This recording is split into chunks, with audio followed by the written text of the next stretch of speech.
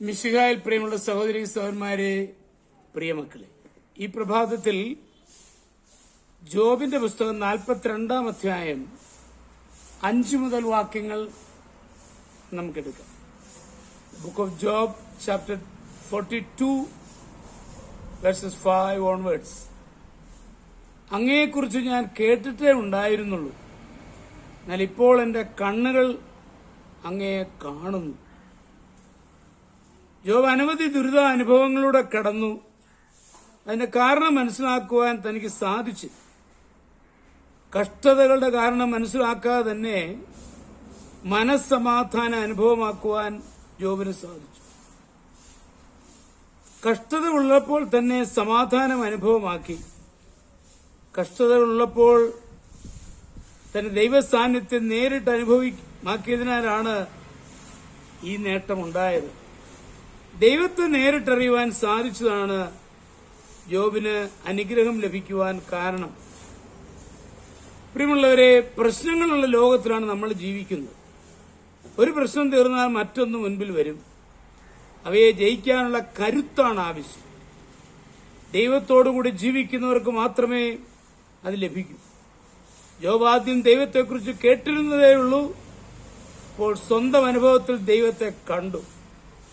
തൽഫലമായി ജോബ് അനുഗ്രഹിക്കപ്പെട്ടു. തുടർന്ന് ധാരാളം അനുഗ്രഹങ്ങൾ ലഭിച്ചു.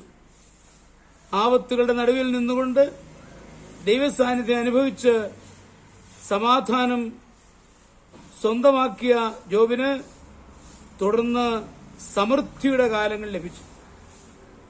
കഷ്ടതകളുടെ സാഹചര്യം ഇല്ലാതായില്ല, എന്നാൽ കൂടെയുള്ള ദൈവത്തെ കണ്ടതിനാൽ അനുഗ്രഹം ലഭിച്ചു. ദൈവസാന്നിധ്യബോധം പ്രയാസങ്ങളുടെ അലകളിൽ നിന്ന് നമ്മെ ഉയർത്തി സമാധാനത്തിൽ കാത്തുകൊള്ളും. ചൈനയിൽ മിഷണറിയായി പല വർഷങ്ങൾ പ്രവർത്തിച്ച ചാൾസ് ഖൌമാൻ ആകസ്മികമായി രോഗബാധിതനായി മരിച്ചു.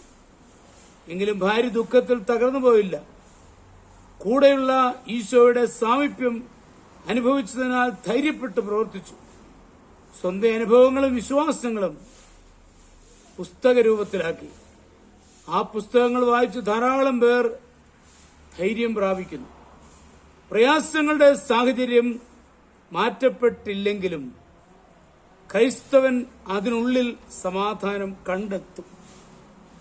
ദൈവം തരുന്ന സമാധാനം കാർമേഘത്തിനുള്ളിലെ മഴവില്ല.